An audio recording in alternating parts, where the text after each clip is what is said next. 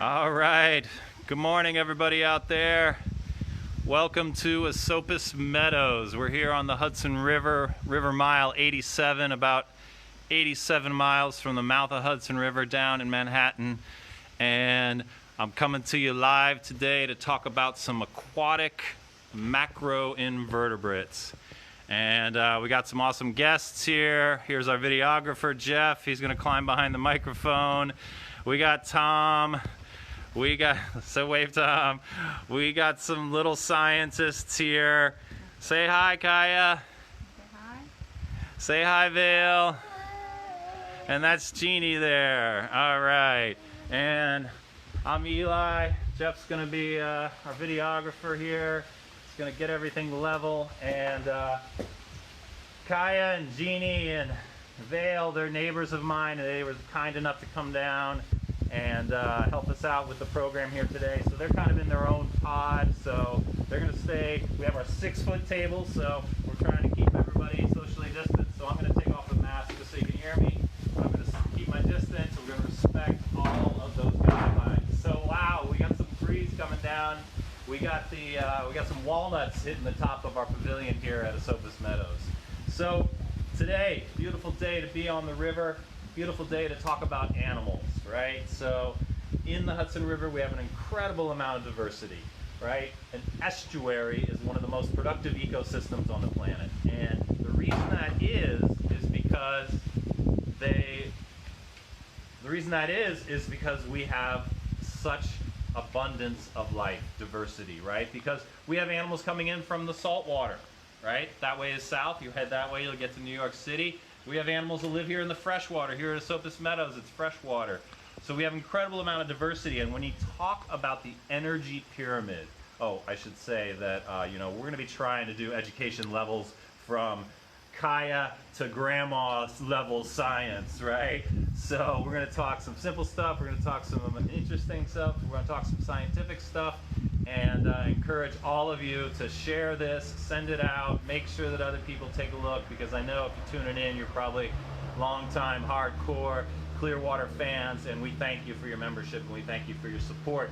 And, I'm supposed to make a quick plug. Sunday, we're restreaming the live virtual Clearwater revival. So tune in Sunday on our Facebook or YouTube for the restream of the Clearwater revival. So back to science, right? When you talk about the energy pyramid, right? Some people will say food chain. Some people will say trophic levels, right? But what we're talking about is how energy moves up through the environment, right? So the base of the food chain, the base of the energy pyramid in an estuary is not actually the producers, right? Most people think about producers, the plants, the animals, right? Those oxygen-giving organisms, right? Here in an estuary, we actually talk about the detritivores being the basis of the food web. And you're probably saying, I've heard of carnivore. Kaya, have you heard of carnivore? When you eat meat, right? If you just eat meat, you're a carnivore, right? Probably heard of herbivore. Well, there's also detritivores because they're eating detritus. So that's dead plant and animal matter that lives on that comes down off the land into the bottom of the river. And that's really where the energy starts, right? Like you might be saying, wait, there's energy in dead stuff? Yeah, of course there is, all right? You got scavengers who are eating old dead animals, but then you also have things like detritivores that are eating the little tiny bits of dead plant and animal matter that is down at the bottom of the river. So today we're going to be looking at some of those creatures, some of the aquatic macroinvertebrates. Those are some big words, aren't they, Kaya? Do you want to try to say aquatic?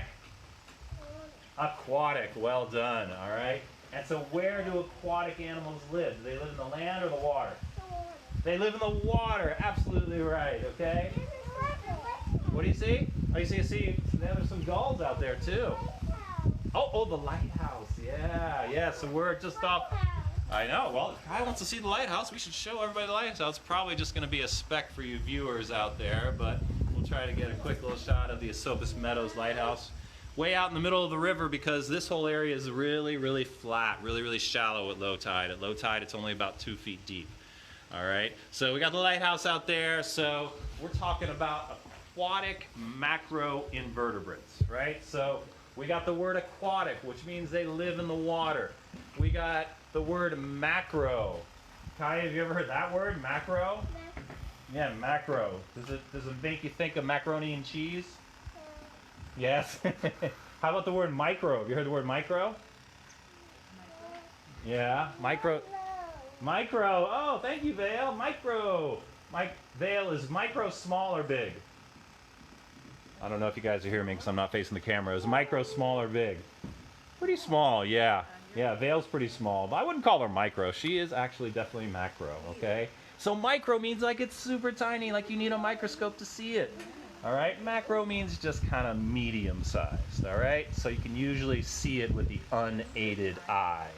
All right, so we got aquatic, we got macro, and we got invertebrate. Jeff and I were actually talking about this last night. Jeff, what did you ask me if it was an invertebrate? A jellyfish. A jellyfish. Is a jellyfish an invertebrate? It is. All right, if you are an invertebrate, you do not have a spine. Kaya, do you have a backbone? Do you have a spine? Yeah, can you touch it for us?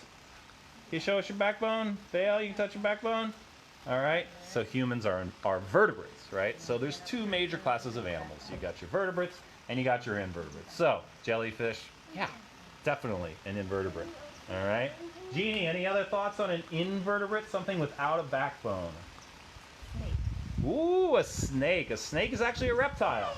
Oh. So a reptile has a backbone. I know, I get that one a lot. That's okay, Jeannie. That's an eel. An eel is a fish. They have a backbone. What about a grasshopper? A grasshopper does not have a backbone. All right. Oh. So we're getting to our 5 classes of vertebrates. There are only 5. So we got reptiles, we got fish. What else we got? Any guesses from the people out there, all you scientists? A manta ray. That was actually a bird, Jeff. Oh. So fish and birds, Kai, you knew birds. All right, fish and birds. The last one is us. We're furry. We have live babies. We are monkeys. Mammals. Yes, I was going for mammals. A little higher up the ladder. Mammals, right? And then the last one starts with an A and ends with a bibian. Amphibian. Frogs. Yeah, amphibians, right? A duck is a bird, right? That's okay, right? All right. Oh, you see a duck. Excellent, all right? I don't think our camera's going to show it so well. So, we are talking about aquatic macroinvertebrates, things without a spine. Now, does that mean they don't have a skeleton? Not necessarily. What do you think, Kaya? Does a crab have a backbone? It's a hard one, right? Does a crab have a shell? A crab has a shell, right? So a crab is an invertebrate, but does still have a skeleton because it's on the outside. We call it, what do we call it, Jeff? A crustacean. A crustacean, right? Or an exoskeleton, right? I was hoping he would get it right because then I would say, oh, that's an excellent answer. Yes, exoskeleton. All right, sorry. I had to get the dad joke in there. Hey. All right, so aquatic, macro, invertebrates living in the water, incredibly important to the health of the Hudson River. Kaya, did you find any of those invertebrates yet? Yeah? Yeah, let's see what you found here. Oh, nice. Oh, so cool. Great find. What do you think? Do you think that one has a backbone or a spine? Let's see. All right, here we go. Here's the real test. Are we going to be able to see it? What do you think, Mr. Videographer? Maybe on the projector. Yeah, yeah. So this is pretty tiny. I mean, I guess it'll at least give you a little bit of scale as to how tiny it is, right? You can see it's just tiny little red guy right there. Let me go even closer. No, yes, Jeff, maybe. Yeah, you can see it. Yeah. Kinda. All right. Well, that's the beauty because here at Clearwater we use every tool that is available. Wait till you see this ancient technology that we have. Oh, wow. Jeff, can you bring in this awesome tool? I know all you young people are out there are like, what is that? Well, this is called a slide projector, okay? And we have what we call deep well slides. And we place them in the slide projector, and we put it up on the screen, and look at that! Oh my God. All right, Kaya, if you want to come over, I'll put on my mask. If you want to get a closer look, that's fine. All right. So Kaya, and oh, Vale's coming too. Kaya, do you see a mouth kind of shape on this creature? Yeah, right? Yeah, you see it too, Vale? All right. Do worms have mouths? They don't. Well, they're not really mouths you can see. All right. So this is actually not a worm. A lot of people get it and they say, oh, that must be a worm, okay? But no, but it has little antenna on the back. It has little mouthy parts up front. So we're getting some wind and some walnuts on the roof. And this is called a midge. What do you think, Vale? Can you say midge? Midge. Midge. Excellent. Midge, well done. Nice job. So midges are larvae. Technically, this is a midge larva. Now, if any of you have ever been out on the soccer field, yeah, I gotta give a shout out to all the soccer players out there. All right, and you find those little bugs flying around your head. Those are midges. Some people call them no-see-ums. Some people call them gnats. But in general, they are midges. All right, and this midge, so, is going to grow up to be a flying insect. So a lot of the animals we find in the water are larvae, right? They're going to grow up to be an animal that flies through the air. And let's see, do I have a midge on here? I think I do. I think I do have a midge. Jeff, how's that look? That looks pretty good. So which one do you think it is there, Kai? Which one is this one match? It's in this section. Which one do you think it is? Yeah, excellent, Vale. Excellent, Kai. All right, so this is our midge larva. Here's a little bit of a larger image of it. All right, and you can see little mouthy bits, little antenna on the back, insect larva. Insect. This is gonna grow up to be a flying insect. All right.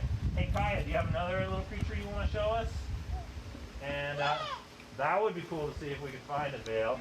All right, you got one. All right. Why don't you grab that from Grandma? And then, Jeannie, do you prefer Jeannie or Grandma? Jeannie. She's like, please. Jeannie is Just good. G for short. All right. Yeah. Oh, this one's gonna be interesting because this one is super tiny. Well, Super tiny. Sorry, Jeannie. Okay, Genie. Oh, I like that one. All right. well, Okay. Oh, so looks like I get another midge. And then look at that guy. What is it? How's it look, Jeff? You getting all right? got it. All right, beautiful. All right. Oh, so yeah, see? Kai and Vale already saying, maybe it's on this poster somewhere. All right. I don't know if this one is on this poster, actually. If it were to slow down, you would be able to count how many legs it has. And it actually has 8 legs. So that tells you that it's in the arachnid family. All right, okay? This is a water mite. All right, a water mite. And it is actually, it is actually not a scavenger. Why is the loot? A parasite. Sorry, folks. It's been a while since I've done this. This is a parasite. It'll actually attach itself to the gills of a fish. And that's where it will get its energy, from attaching itself to the gills of the fish and getting its energy through the blood of the fish. The blood of the fish. All right, so it is similar to a tick. Ticks are also arachnids. That's what I think. All right, yeah, it kind of looks like a tick, right? Okay, so hold on to that poster for me there, Vale, and let's get another one because we got some really, really compelling stuff here to show you. All right, take a little time. All right, Vale, here comes our next one. Look at that one. Let me see if we can get it into focus here a little better. Whoa! What do you think, Kaya? What do you think, Vale?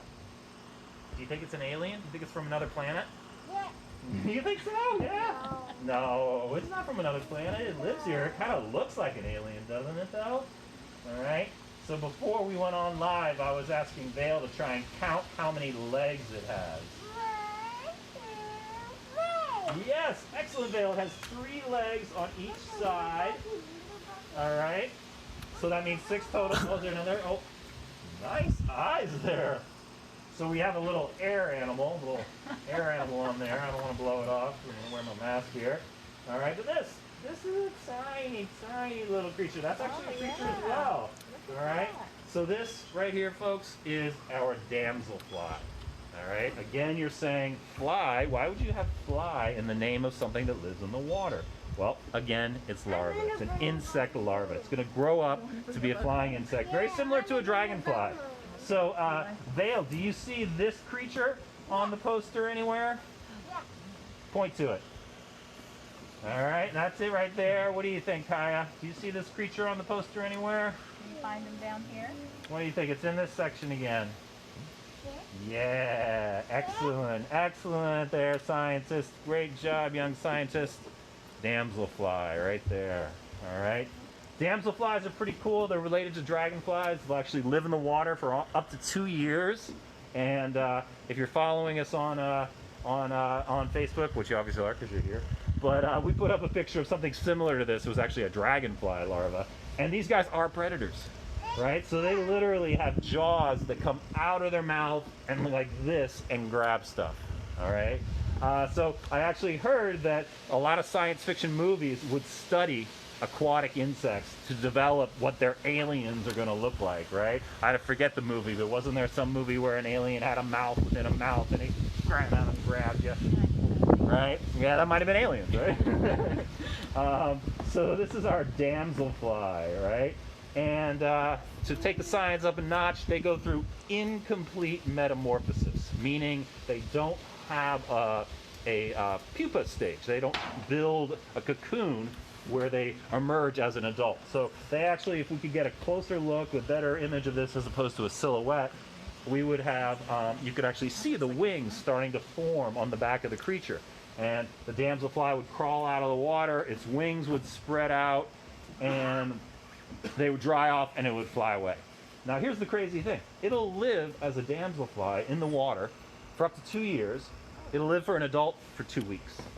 Yeah. Basically their only purpose as an adult is to lay their eggs and to reproduce and to start that cycle all over again. So these are incredibly important. Kaya, do you think a fish would like to eat this? Yeah, why not, right? It's small. Here, let me show you in real life. I guess we didn't show you this one in real life, how small it is. Pretty small, right? Is that all right? Thank you. Lower? There. A little low? A little lower. You go down. Go down. That's good. Perfect. All right, so you can see how small it is. Here's a little thumb for reference. All right, let's see what else we got here. I know we had one. Oh, yeah. Like a shrimp. Excellent find there, Jeannie. All right. Yes! Oh, wow, look at that. This is the one I've been waiting for all day long. This is our first detritivore. This is our first detritivore, meaning that it's eating the dead and plant and animal matter that's down on the bottom of the river. Kaya, does this remind you of any creature that you've seen before? Yeah? You might be on your dinner plate. I think your friend Tom likes to eat them. Jeannie, how do you feel about shrimp? Oh, they're not my favorite. They're not your favorite. Okay, all right. Well, that's good. That just shows, right? Diversity in life, right? Everybody has their own taste. You like shrimp? You like shrimp? All right. Well, this guy probably wouldn't make a very good meal for a human because, well, I didn't show you in real life how big it is, but it's like smaller than my pinky nail. All right.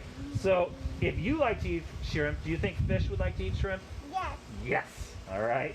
So these amphipods, that's a scientific name, amphipods live on the bottom of the river, and we call them scuds, all right, because they scud around the bottom. Now, if you were to be able to see it in its natural habitat, you would see it sort of stirring up the bottom of the river with its little feet right here, stirring up the bottom of the river, trying to get all that little detritus that it's going to, that will give it energy to survive. Now, the cool thing about this, upper level science here, is that these detritivores, they fix nitrogen, right? So one of the limiting factors in growth of plants is how many nutrients they get, right? So the nitrogen cycle is very important to study because that's how animals survive, all right? And maybe I'll move over here just so I can talk a little bit more and still pointing at that. So detritivores are, the way that they digest is that they eat that detritus, and then their excrement, their waste, has actually fixed the nitrogen so that those plants in the water can use that nitrogen to grow and give us oxygen. All right, so detritivores are incredibly important to the Hudson River ecology.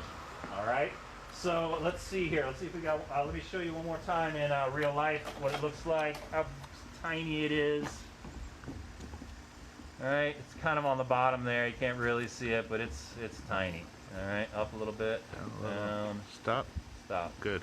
All right, thank you. All right, so let's see here. I think we have one more species at least that I thought I caught. Yep, here it is. All right, so start with real life. Looks like muck. All right, looks like muck. All right. So let's put it in our projector and see what we got. All right, Kaya, what do you think? Same or different? What do you think? Same or different, Kaya? Oh, This one right here. Eli, I'm filming myself. What did I just do? Oh, Jeff Fish. Whoops. Hi, that's me by accident. Flip. There's a flip somewhere. What did I touch? That one? That one. There we go. Whoops, sorry. All right. Everybody wants to see the videographer. I know, right? Yeah, Videographer just had to always get wants myself get in there. the Just image, had to do it. Yeah. All right. Okay, what is that? This is a little bit different. This That's is a little bit different, right? So this one actually, again, has 3 legs. 3 legs on each side. Okay. So that's this is an insect. Again, it's larva. All right. And if I could just focus a little bit more here, maybe it'll show us.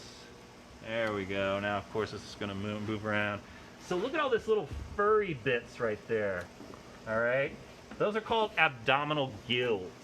And what they do is they actually allow the animal to gather in more oxygen into its body by sort of increasing the surface area that's exposed to the water. So they're insects, so they breathe through their body, through their carapace, right? So this mayfly makes its body bigger by having more surface area along these little abdominal gills, so as the water passes across it, it can take in more oxygen. All right, so this is our mayfly, and Kaya, you want to find it on the poster for us? I'm pretty sure it's on here. I think Vale's gonna find it. All right, think Vale's gonna find it? No, not in that section. It's an insect larva. It's somewhere down here. Found that one? Yes. That one. Nice, nice Oh. Vale, nice Kaya. Can you see him pointing there, Jeff? Yeah. All right, so there's our mayfly. Nice pointing there, kids. All right, and so we'll just show you right there, mayfly. So, and there you go. Oh, yeah. They look like little feathers, right? Like little feathers. And they're called abdominal gills, okay? And a lot of times people will confuse the mayfly from the damselfly, and that's actually the giveaway, is whether they have the abdominal gills, whereas the damselfly does not. All right? So now, unfortunately, we didn't find any dragonflies. That was in one of our posts the other day. This is a different species of dragonfly than the one we posted the other day, but they have a very similar life cycle to the damselfly. All right, so there's our mayfly in real life. Anything else over there, Jeannie, that we haven't talked about yet? Yeah, those look the same. All right, let's show them one more damsel, because this is a pretty big one. I'm not sure if we showed them this yet. All right. Yeah, so here's a little bigger, get on in there, and amplify. So that one's a little bit bigger, right? So you can see it a little bit better. Maybe that is the same one. Wait, the worm. All right. Okay, so we talked about science. We talked about larvae. We talked about crustaceans, right? Here's that amphipod scud that we caught, okay? Copepods, very, very cool creatures, right? They're actually cyclops. They only have one eye. They say there are more copepods on the planet than any other animal combined, including humans. I know, crazy, right? Occasionally you'll get adult insects. We have caught planaria. We can't have caught leeches. So all of these little creatures are kind of at the base of that food web, the base of that energy pyramid. Let's use the right terms, right? The trophic levels, okay? And so over here, we have some awesome sunfish, all right? And I think I have one killifish in there as well, all right? And so when you think about these little creatures, these sunfish are maybe a year old, all right? Yeah, Kaya, you want to come point to the sunfish? The sunfish? Yeah, right there. Excellent. Kaya, do you like to go fishing? Yeah. Yeah? Do you like to eat fish? Yeah? Excellent. All right. So now if Kaya goes with her parents to the store and buys some fish, they're not going to be from the Hudson River. All right? We don't have a commercial fishery on the Hudson River, and there are a few reasons for that, okay? But Kaya, do you think this little sunfish would like to eat one of those little creatures? Yeah, for sure, right? Now the thing is, a lot of the pollutants in the Hudson River, a lot of the legacy pollutants in the Hudson River are down in the sediments. So all these creatures that are living in the sediments, they pick up that pollution. Now Kaya, do you think this sunfish is just going to eat one of those little scuds or amphipods? No, it's going to eat a lot, right? So if it eats a ton of these amphipods, it's going to be picking up a piece of pollution with each little amphipod or scud. right? Now this little sunfish, do you think it'll get eaten by other animals, Kaya? Yeah, like maybe a bigger fish, right? And do you think a bigger fish is going to eat just one sunfish or a lot of sunfish? A lot of sunfish, right? So you can see where we're going here. The pollution that starts down in the sediments, right, is picked up by all the creatures living down there, all those benthic creatures. There's some science for you, all right? And that's called bioaccumulation, right? So that scud is not going to eat just one piece of detritus with one piece of pollution. It's going to pick up more. And so then these little creatures, these little fish, are going to eat a lot of scuds, and then those bigger fish are going to eat a lot of the little fish, and then a bird is going to eat them, or a striped bass is going to eat them. And so all that pollution gets magnified and moves up those trophic levels, up those that energy pyramid, right? So that's the problem with eating fish from the Hudson River, is the biomagnification that we find in striped bass and other fish that people like to consume. So the New York State Health Department has put out health advisories on the amount of fish that you should eat from the Hudson River. And Kaya, I'm going to tell you this, you should not eat fish from the Hudson River. I know, and you can't see her face now, and she's like, really? All right? And it's true. It's because of those toxins that are in the fish. They can have a greater effect on young people and women who are thinking of having children. All right? So the general rule is that women who are thinking of having children, women of childbearing age, and children 15 and under should not eat any fish from the Hudson River.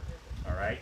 Now, if you're an adult male like Jeff and I, and you know Jeff is a huge angler, and if he goes out and catches a striped bass, which actually we've never done, we've tried for years. We caught one. No, we caught one. We caught one. We decided not to eat it. We put it back in the river. But if you are an adult male and you catch a striped bass in certain areas of the Hudson River, they say that you can eat up to 4 portions a month. All right. There are areas where they say do not eat any fish from the Hudson River, even if you are an adult male or over the age of 50. Okay. So here's the questions you want to ask. You want to ask, who am I? What did I catch? And where did I catch it? Now, if you catch something like a brown bullhead or an eel that lives down at the bottom, right? In a lot of places, they say do not take them, okay? But in other parts of the river, here at Esopus Meadows, if you were to catch a striped bass of legal size, right, they would say if you're an adult male or a woman over 50, you would be allowed to have up to 4 portions a month, all right? So these are the New York State health advisories. They're very important. You can go to Clearwater's website and learn more about them. You can go to the Department of Health and learn more about them. But it's really about who you are, what you catch, and where you catch it. All right? And, you know, the fact is that that's kind of sad, right? We have this beautiful, awesome, amazing entity that we call the Hudson River, and we should be able to get some resources from it. We should be able to get some energy from it. So Clearwater is fighting hard to get a further cleanup of the Hudson River. One of the main toxins is PCBs, and we find them in all parts of the river, generally upriver in greater concentrations, but they are here at Esopus Meadows as well. So join Clearwater in trying to help the fight to continue the PCB cleanup of the Hudson River. Because right now they're saying fish from the Hudson River, it'll be at least 70 years until they will be safe to eat. All right? And that's not soon enough, right? Kaya may grow up to be an angler and say, look, I really want to catch some fish, and you know what? Maybe I want to eat one. All right? So take a look at the advisories. One of the things I also wanted to show you was our fish key here, right? So Kaya, this would actually help you identify the fish that we caught. And there's actually an online version. So if you're ever down at the river and you catch something and you don't know what it is, go to fishkey/clearwater.org or just search Hudson River Fish Key, and this will come up, and there's a web page that'll allow you to go through step by step, you know, how you figure out what animal it is. So it's like it's kind of like a choose your own adventure, right? So you say, you know, does it have eyes on both sides of the head? Does it have eyes on one side of the head? And it tells you which page to go to. So that's our fish key. Those are the health advisories. These are the amazing fish. These are some of the amazing aquatic insects. And that's about all we have for you today. We wanted to keep this nice and tight to a half hour. So really, thank you so much for watching. I keep saying tuning in, right? I don't know, they probably don't use that term anymore, right? But they do use the terms like, follow and subscribe, right? Okay, and I think I know the difference between those, but yes, I am an old man. So this was my first foray into the technology of the live stream. Go to our website, become a member, look on our Facebook and our YouTube page on Sunday for some awesome music from the virtual revival, and most importantly, get out to the river. Come to the river, go hiking, go fishing, go sailing, go kayaking, because the more you use the river, the more you're going to enjoy it. And the more you enjoy it, the more you're going to love it. And the more you love it, the more you're going to protect it. And that's really what my job is, and Kai's job, and Vale's job, and Jeannie, and Jeff, and all the people who are fans of Clearwater. We're out here to show people what a beautiful and amazing place we have. Now, we've come a long way, but we still got work to do. So part of Clearwater's work is environmental advocacy as well. So we got a lot of different things going on at Clearwater. Anything you can do to support would be really, really appreciated. And what I always say is, you guys are on Facebook, you're on our thing, you're on our live stream, you're watching us, you probably know Clearwater. But what about your neighbor? What about your cousin? What about your friend out in San Diego? Because now that we're online, we can reach people out in San Diego and tell them awesome things about the Hudson River. Maybe my friend Javier out in San Diego is watching right now. So anything you can do to help support Clearwater is very much appreciated. And I think that's it. Jeff, I don't know if any chats came up with questions, but maybe we don't quite have that technology. So leave your comments there. I'll check later on and answer any questions you guys might have. And how about a big round of applause for our young scientists? Yay! Scientists. Wave to the camera, scientists. Wave to the camera, scientists. Oh, that's you. You're a scientist. Wave to the guys. camera. Hey, wave to the Kaya. camera. Say goodbye. Say bye. Bye. All right, nice job, everybody. Beautiful. I don't know how to stop it, Mr. Videographer. I guess we hit finish. We'll go one more shot of the river. He wants to show the river again. All right, he's really taking his job seriously. Yeah, well, I'll work it.